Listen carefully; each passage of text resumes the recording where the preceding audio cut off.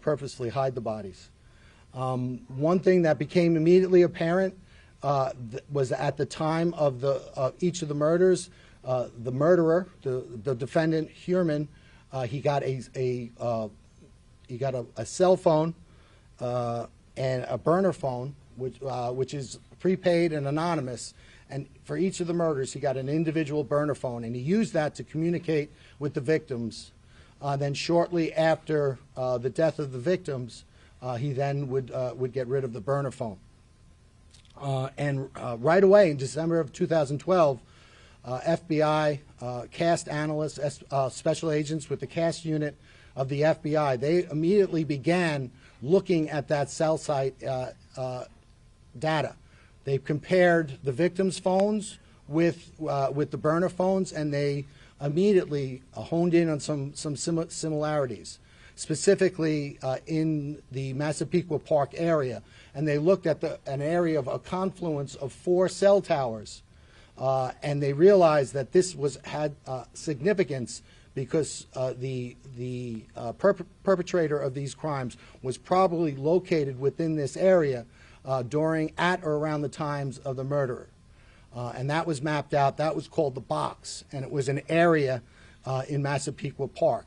The FBI also managed to do that for an area in Midtown Manhattan.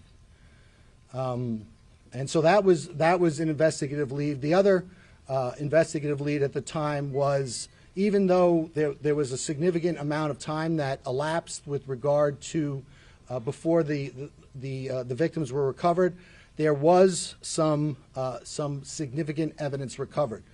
Specifically, there was a hair recovered from Maureen Brainerd Barnes from a belt buckle that was around her legs. With regard to Megan Waterman, there were 3 hairs recovered from her, one from around her head area, one from around her leg area in the burlap, and then there was one caught in between the tape. And that was recovered. Amber Costello also had a significant hair that was recovered during the time of the recovery. But again, the crime scene, because it was out there for so long and because it was exposed to the elements, those hairs were degraded, so you couldn't use traditional DNA analysis on it. You would have to wait and use mitochondrial DNA. And back in 2010, the technology wasn't there for mitochondrial DNA. So the investigation proceeded, but also technology proceeded as well. And then in February of 2022, we formed the task force. We began working collectively. And then a mere 6 weeks later, on March 14th, 2022, Rex Heuermann was identified for the first time. And the manner in which that was done was the New York State investigator looked at a database. Amber Costello, the day before her disappearance on September 1st, 2010, she met with an individual for the purposes of having him pay her money for her services. But she involved herself in a ruse where once the individual gave her money, and other individuals came into the house, pretended to be significant others, confronted the individual with the purpose of making that individual uncomfortable, having him leave without retrieving his money. And that's exactly what happened. So that individual was identified as a person who was between 6'4" and 6'6", a large man, thickly built, not necessarily overly muscular, but just a naturally big person with glasses, white, and dark hair. Also of significance was that the fact that he was driving a dark-colored or black first-generation Chevrolet Avalanche with a very unique feature that was between it's a pickup truck, so it was between the cab and the bed, and that was identified. Again, that was back in 2010. But it wasn't until March of 2022 that database was searched by the task force, and this individual was identified. That individual was Rex Heuermann, the defendant. And right away, there were some commonalities that came right to the fore. Rex Heuermann, 6'4", largely a large person, not necessarily muscular, but a very physically large person. He has glasses. He has the dark hair, and also of particular note, he owned at the time that first generation Chevy Avalanche. But there was more. He lived at 105 First Avenue, which was located within that box area that the FBI first discovered in 2012. But there was more. Also, he worked at the time at an architect, he owned his own architectural firm at an address at 19 West 36th Street in Midtown Manhattan. And that was also the area of interest that was identified by the FBI in 2012. Again, that was March 14th, 2022. And from that point on, our partners and my office, we used the grand jury to continue to investigate, and we executed over 300 subpoenas, search warrants pertaining to this individual to find out more information. One of the things that we did is we followed him because we wanted to get an abandonment sample of his DNA, which we were able to do.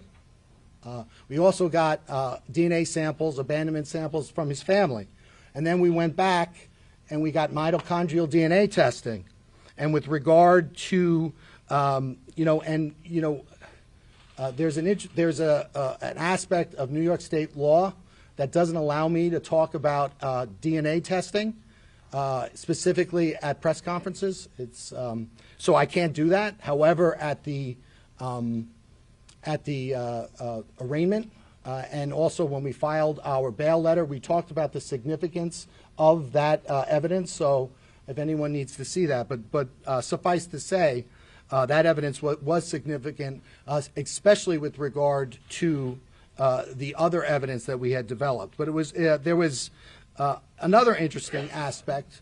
We looked at the Heuermann family travel records, and we learned that during the murders of the last three women, Barthelemy, Waterman, and Costello, that during the commission of those murders, the defendant's wife and children were out of New York State, and he was alone in the tri-state area.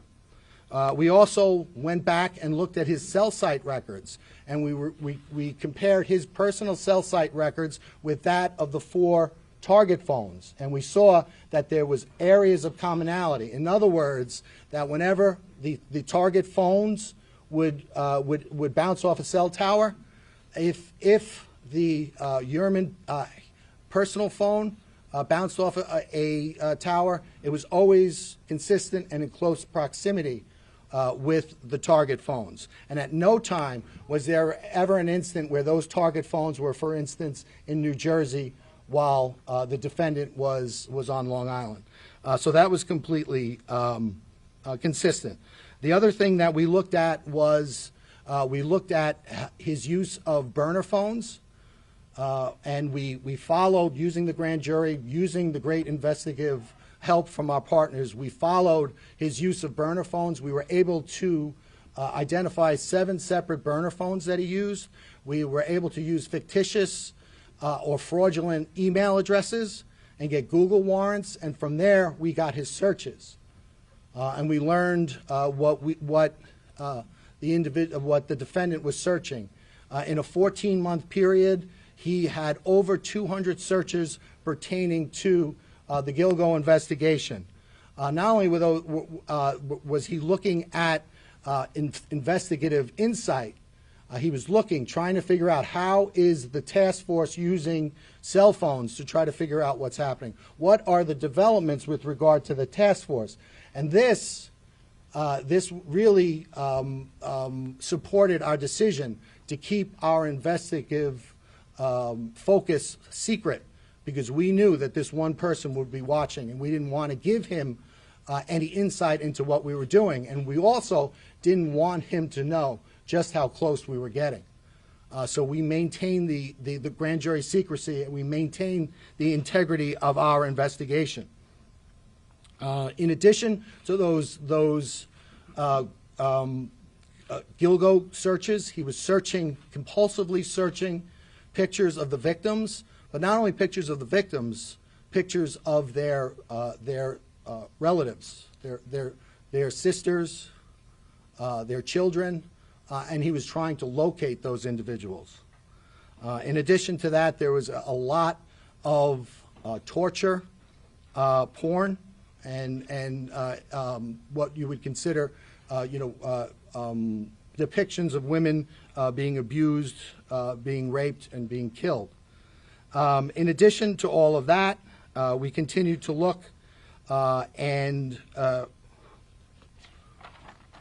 we were able to determine that Chevy Avalanche that was used during the commission of the Amber Costello crime, that Chevy Avalanche was in South Carolina.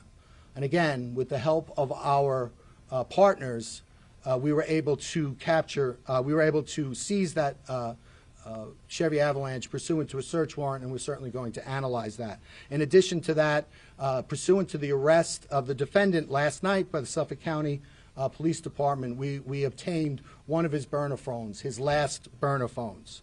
As I said, this case is not over, it's only beginning. We're continuing to execute search warrants, and we anticipate getting more evidence. Before I turn it over to my partners, I want to thank a lot of people in the room. First and foremost, I want to thank the victims in this case. You know, it's always inspiring as a prosecutor when you get to meet the victims. And while sometimes our defendants could embody the very worst of humanity, it seems that invariably our victims embody the very best of what it means to be human. And in this case, it was no different. I've gotten to know the families, and I'm inspired by them, and I'm impressed by their patience and by their dogged persistence in not only supporting their lost sisters or mother or daughter, but also really, really standing for victims everywhere. So I want to thank them all so much, and I want to let them know that we're going to continue to work this case. The next thing I want to do, I just want to thank our partners. I want to thank Suffolk County Police Commissioner Rodney Harrison. We said it was a change, and when we talked about, not going before the media, if you see, Rodney did go before the media, but it was always in a very controlled manner, and it was always with a controlled purpose. Again, we did that because we knew we were playing before an audience of one person. And so I want to thank Rodney for his partnership. Most importantly, I want to thank Rodney for his integrity. I think in the past, the reason why these various investigations fell short was because there was a lot of outside influence, a lot of people who had nothing to do with the investigation, nothing to do with the investigation or any of the agencies that were actually handling the investigation. They still asserted pressure on those investigations. That did not happen with our task force. Our task force was run by our members, and we did what we thought was in the best investigative steps and what was in the best interest of the investigation. So I want to thank Rodney for that, and his whole team. I know that we have Suffolk County Homicide here, Kevin Byer. We've got Inspector Rowan.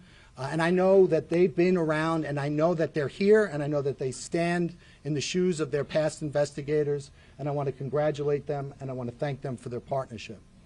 I also want to thank Sheriff Errol Toulon. Everything I said about Rodney, I could say about Errol. Errol is an unbelievable partner. He was an unbelievable partner in this case.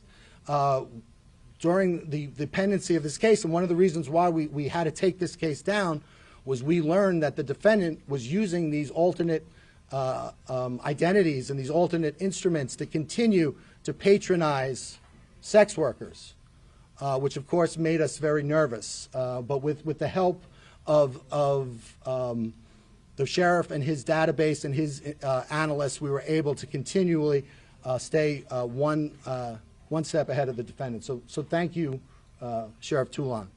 I want to thank the FBI. I know Assistant Director in Charge Michael Brodak is here. I want to thank his entire team. You know, when you have the FBI, not only do you have tremendous resources and insight, whether it's the Behavioral Sciences Unit, whether it's CAST, whether it's CART, which is their computer unit, but you also have the ability to seize a car in South Carolina. I can't seize a car in South Carolina without the FBI. So thank you for that, and thank you for your partnership, and thank you for your willingness to work with us. I want to thank the New York State troopers. I know Major Udis is here and his team.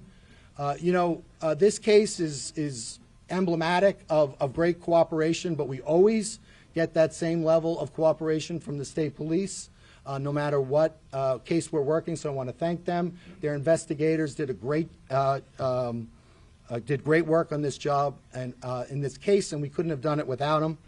Lastly, I want to thank Nassau County Police Commissioner Pat Ryder. I don't know if he's here. Did he make it?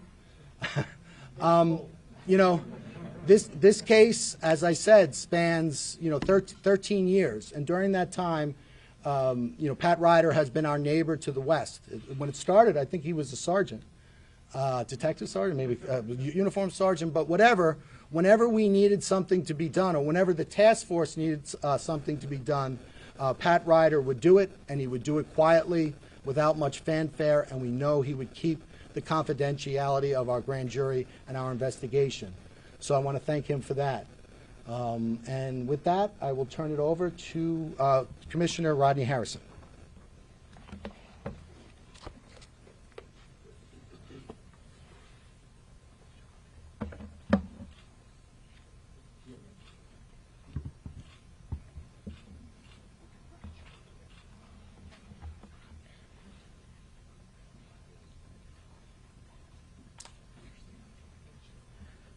Good afternoon. Today is a good day. And before I acknowledge the individuals that had a role in getting to this place, I would first and foremost like to offer my deepest condolences to the family members. To the family members of Amber Costello, Melissa Bartholomew, Megan Waterman. I can only imagine what you had to endure over the last decade regarding knowing that your killer was still loose. God bless you.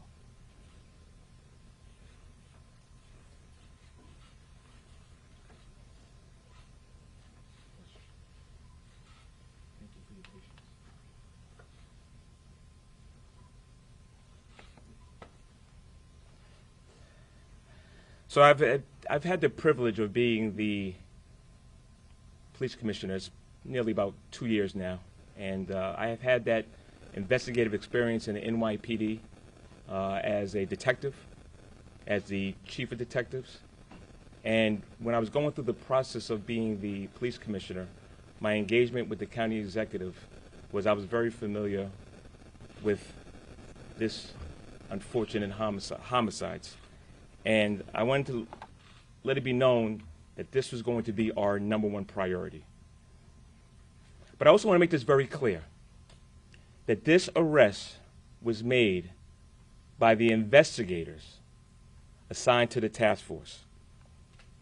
I announced during a press conference 18 months ago about a new team effort that was going to investigate the homicide, and that was going to consist of people from Ray Tierney's office, from Mike Brodak, FBI. Mike, thank you so much. State Police, Steve, appreciate your support. Dr. Earl Toulon, Jr., Thank you, sir. As well as the investigators from the homicide detectives in Suffolk County.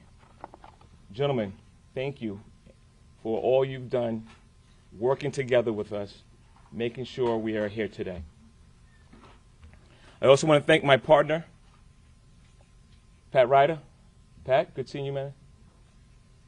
And former NYPD Police Commissioner, Keyshawn Sewell, for providing resources to assist in the investigation that brought us here today. So, one of my first acts was to survey the scene. When I first got assigned as a police commissioner, me and Kevin Breyer went over to Gilgo Beach. I want to thank Kevin. You know, when I first met Kevin, he broke the whole case down and where we stood. He knew the case like the back of his hand. He worked tirelessly in this case. Kev was in charge of overseeing the task force since its creation, and you did a phenomenal job, Kev. Thank you. So there's something that I learned from a former NYPD police commissioner, James O'Neill, which is in order to fight crime or to solve investigations, you have to make sure you're working with your law enforcement partners. The blueprint in making this arrest was a whole team effort. Everybody left their egos at the door and made sure that they brought the knowledge and the resources to this investigation. Fresh eyes on this case and the resiliency of our investigators allowed us to identify Rex Heuermann. Ladies and gentlemen, Rex Heuermann is a demon that walks among us, a predator that ruined families.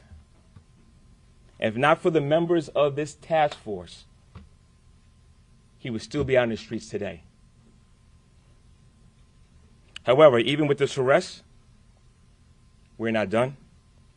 There's more work to do in this investigation regarding the other victims of the Gilgo Beach bodies that were discovered. I'm going to encourage anybody that still has information, call our Crime Stoppers hotline, 1-800-220-TIPS. I want to recognize and thank my Chief of Detectives, John. Thank you for your great work. Deputy Police Commissioner Anthony Carter, both of you who provided update information regarding the case and let it be known if there was any resources that they needed that you brought it to my attention. Since the discovery of the first victim, there's been a lot of scrutiny and criticism regarding how this investigation was handled. I will tell you this, the investigators were never discouraged. They continued and uncovered evidence and followed leads. They never stopped working and will continue to work tirelessly until we bring justice to all the families involved. Last but not least, I want to thank my predecessors that came before me, the work that they did. I want to thank them for really laying the foundation that helped us get to here today. Thanks, Ray.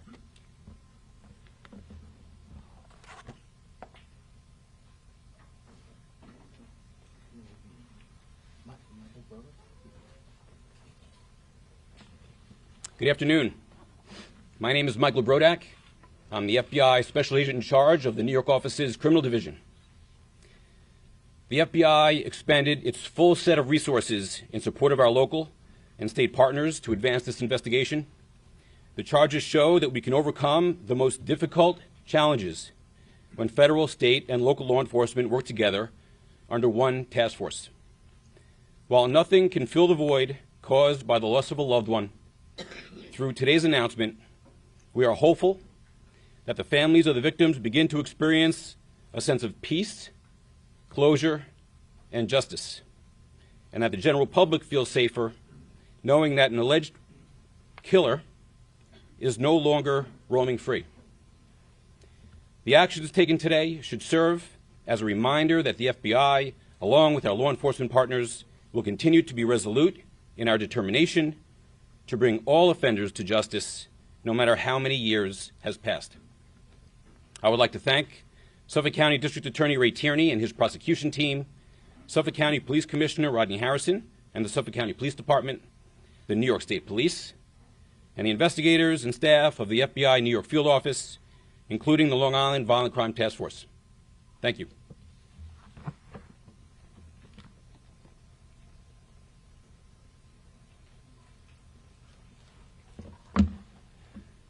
Good afternoon.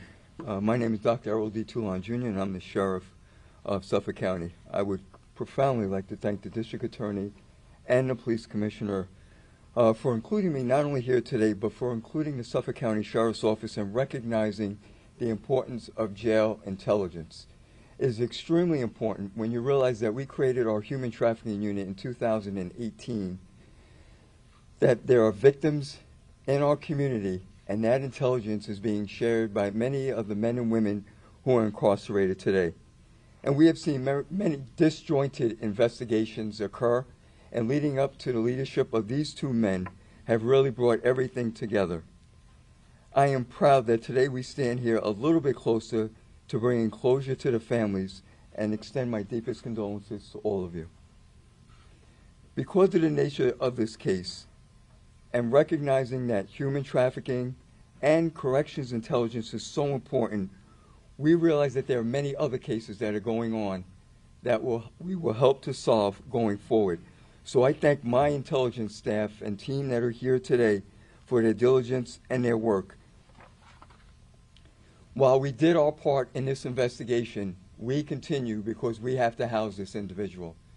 We have already designated or talked about certain locations where we will house him, and in addition, the security measures we will implement in our facility to make sure that this individual is brought to justice the way he should be.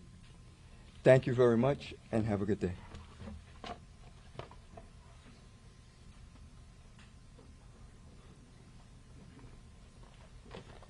Good afternoon. I'm Colonel Richard Allen, the field commander with the State Police, and I want to start by expressing my sincere condolences to the family members that are here today.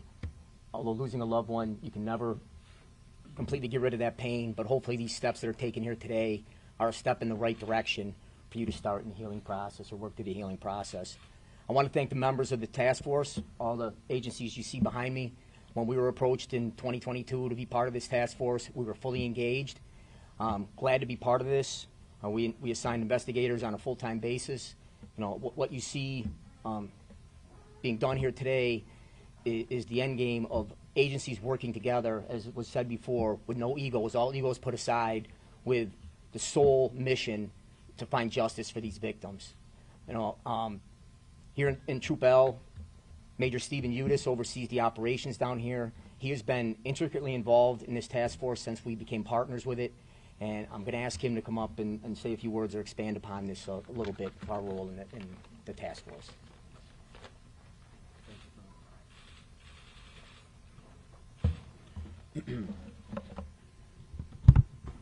Thank you, Colonel.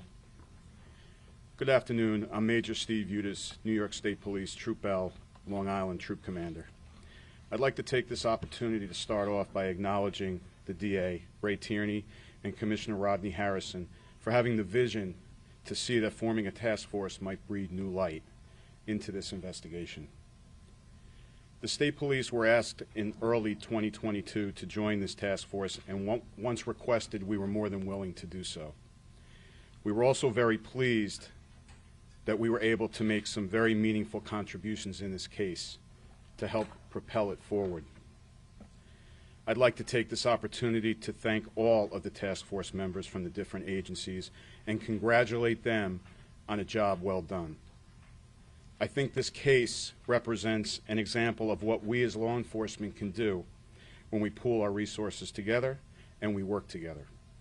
I would also like to mention the State Police member assigned to this task force. You were provided with a mission, and that mission was to participate in this task force, put everything else that you were doing aside, place 100% of your attention on this case, and help push this case forward.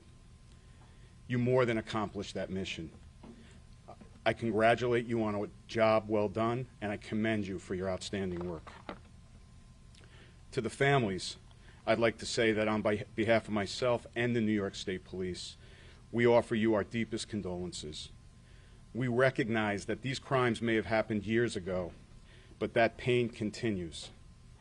Our hope is that this development today provides you with some relief and some comfort, knowing that the person responsible for your loved one's death is now being held accountable, and he's no longer a threat to anyone else in society.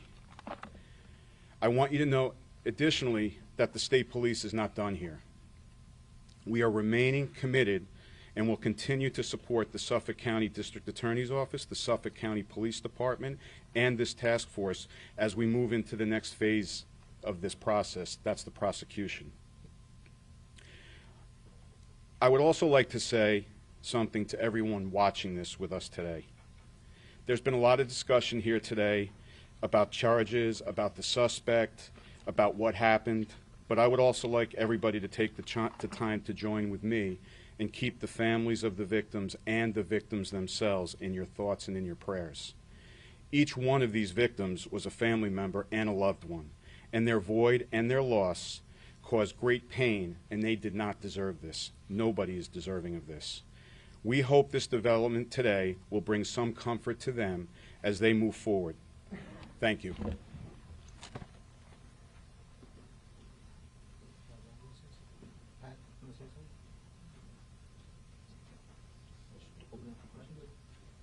Does anybody have any questions?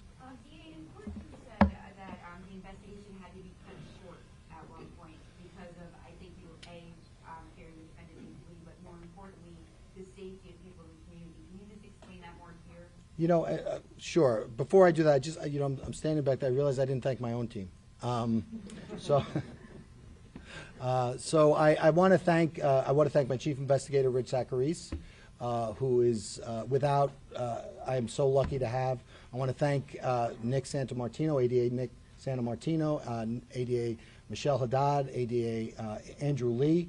I also want to thank my chief assistant, Alan Bodie, and I want to thank all of the incredible analysts that we have working for us at the Suffolk County DA's office. So, having said that, I will now answer your question.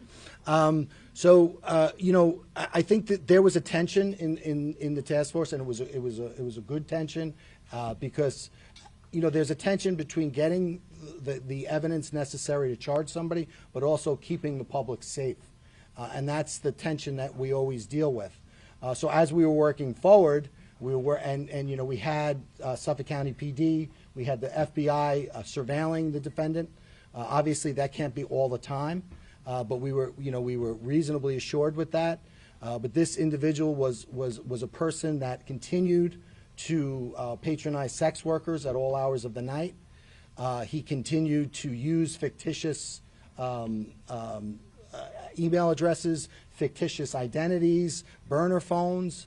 And so as we worked through the case and we got closer and closer, all of a sudden, and we built the evidence, suddenly the balance tips in favor of public safety. So, you know, I think we all wanted as a task force to continue it, but I think collectively we felt that it was time to strike that balance and to take him off the street. So that's what we did. Yeah, I see that you have some of the family members gathered here today. Could you introduce some of them, and if they wanted to say anything about the news? I don't believe they. Does anybody want to say anything? No, they're here. They're. I can tell you they're the Waterman, Bartholomew, and Brainerd Barnes family members, but they're here. They're here first and foremost to support their loved ones, and we're happy and grateful to have them here. Are you looking at any other people? Do you believe that there are multiple people responsible for the remains for the murders? This portion had to deal with the deaths of these 4 young women, and that's what we focused on. That was what the grand jury investigation was focused on. I talked about the commonalities, and the commonalities, all of those commonalities that we talked to were unique to these 4 separate cases. So that's what we're working on. I think the other members of the task force said, we're going to continue, and continue to work and investigate and try to get a small measure of closure for all the victims' families. But for right now, this defendant, it's this defendant with these 4 victims. The other remains, is there any relationship between the person, the juror and the other remains, other than the 4 women? I'm here to talk about what we did with regard to these 4 victims, and as I opened my address by talking about the need to maintain investigative secrecy. So we are going to maintain that investigative secrecy, and when I talk about other individuals and other cases, it will be after they have handcuffs on. Rick, you mentioned that there was a New York State officer made the link with Herman. He looked at data, and that's when Herman came up shortly after the task force. Can you explain that? Can you talk a little more about that? So, I mean, we talked about some of the evidence that was there. Obviously the cast, that phone evidence was great evidence. And then there were other commonalities, there were other investigations. But I think one of the good things about having a task force is basically you strip it all down. And you start from scratch, and then you use the DA's office, because the DA's office has to get you the lifeblood of an investigation is information. And the way you get information on a cold case is the district attorney's office issues subpoenas in conjunction with the investigators and executes search warrants, again, in conjunction with the investigators. And then you mine all that data, and then you let that data take you where you need to go. So that's what we did in this case. And 6 weeks in, the break in the case, a significant break in the case, was the avalanche and the fact that this guy, he was described by witnesses as an ogre. He matched the description of the ogre and where he lived. Was the avalanche the link there? Was that what jumped out? Well, I mean, it was a lot of things, right? It was his physical size. It was his where he lived, where he worked. The fact that his family members were out of the country at the time of the commission of the 3 murders. The fact that now then you start looking into him, and then you start getting burner phones. Well, we had up to 7 burner phones. He's using these fictitious email addresses. So then you follow him and you get an abandonment sample. Then you go back to some of the old evidence. So it's there are I mean, March 14th. 2022 was a huge day for the task force, but it's never one piece of evidence. Well, there's like what they'll call lawman searches, and basically what it is you run a certain make and model of a car and certain other, where you live or what you do for a living, and then you get data, and then you mine that data for something that would match with your case. And you do that. You don't do that just you do that 100 times until it hits, until you get the right data points. Did the suspect say anything when he was arrested? Was he surprised? Did he admit to the murders? So we can't talk about ethically in New York. We can't talk about any statements the defendant made, but he made. We're not turning over any statements. Surprised? I would say he was, yes. You mentioned these unique features that help you track down the avalanche. Yeah. So in between the bed and the cab, there's like a little triangular ornament almost, and it's unique in the way it's configured. It's unique to the avalanche. It was unique to the avalanche at that time, and that was something that was pointed out by witnesses. What? Well, the investigation is continuing, and I would never say never. And we're going to continue to look at, again, now this is a watershed event in this case.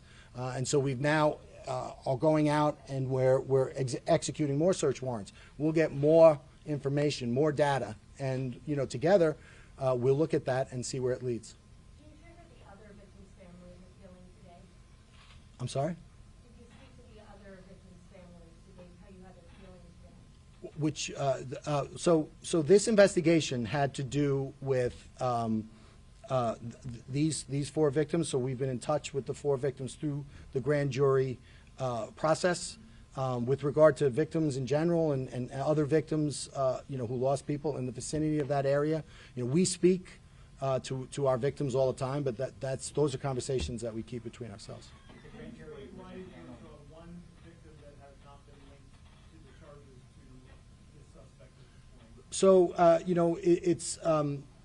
so first off, Maureen Brainerd Barnes, the other 3, one went missing in 2009. I believe the others in 2010. She was in 2007, so it was a little bit more remote in time. We are working through evidence. A lot of that evidence has to do with forensic evidence and analyses that are not completed. But once those analyses are completed, we feel good about the case, and we're going to just continue to let that process go. And again, I think the initial plan was to allow the grand jury investigation to go a little further, but at a certain time, again, the task force felt, we need to, for reasons having nothing to do with the evidence in the case, we need to take it down. And can you just sum up this defendant? You've seen a lot. Can you just sum up this defendant and what he is? He's,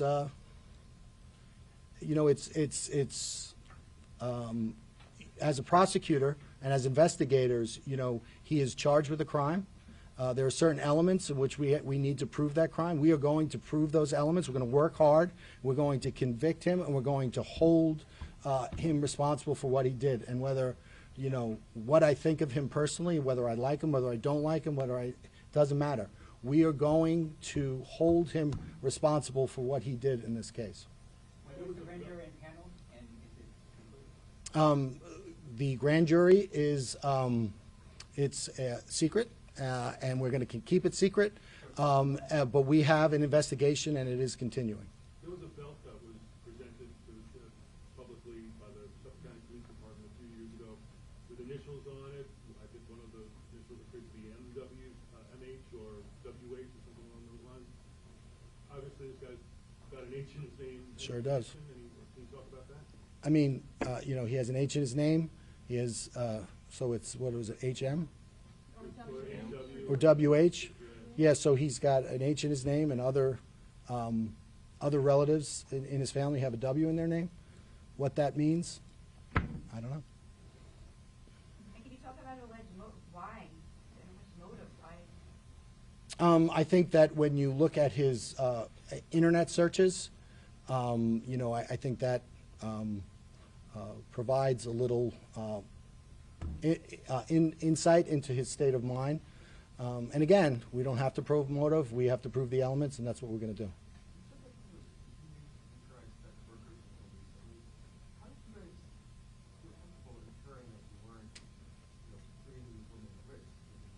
Well, you said women. With regard to the sex workers, what we did was we had him under surveillance. We had other means of monitoring him, and again, it's a process, and that process is you have to balance the ability to find enough evidence to charge him and hold him responsible with the balance of keeping the public safe. And it's not easy, and we decided at a certain point in time that that we needed to take him down because we didn't feel comfortable with it, so that's what we did. Did the frequency of his searches or the type of his searches increase to cause you alarm? I don't think it was so much. I don't think it was so much the searches. I think that the conduct of the defendant was very consistent. I think, but the quality of our evidence was increasing by the day, by the moment, due to the great work of our task force partners. So at a certain point in time, we're like, okay, we can do this. Was there a murder weapon, or was this all by physical force? I believe the cause of death is homicidal violence. Obviously, given the length of time and the exposure to a very harsh environment.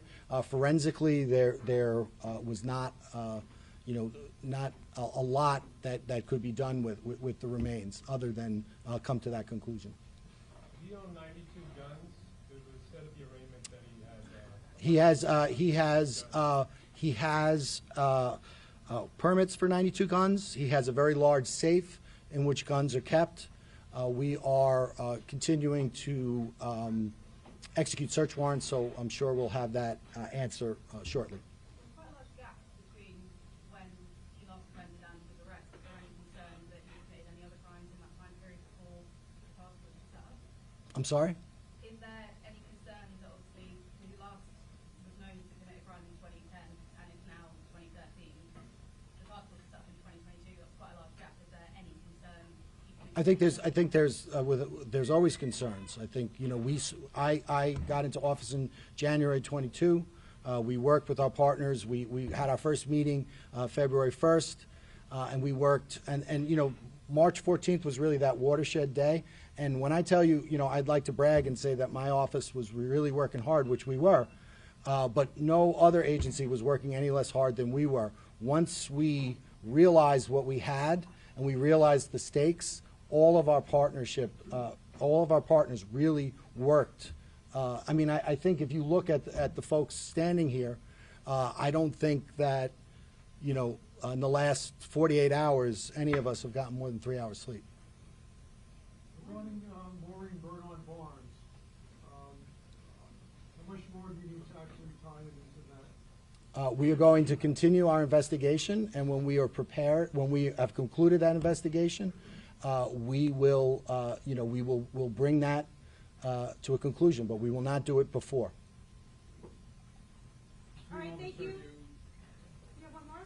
Okay, between all the search warrants and the subpoenas, will you ever, like, do you ever think that you're going to lose them? Like, reading between all the searching around and stuff? And I don't want to tell you, exact investigative techniques, because they're, again, part of the reasons why they're effective is because people don't necessarily know what it is exactly we do. But always a concern, but given the professionalism of our partners, their diligence and their commitment, we felt good about the case, or keeping the case going until we didn't, and then we took it down. Thank you. Thanks, guys.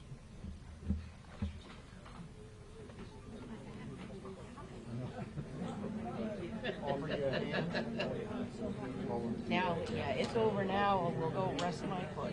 It was hot in here, boy.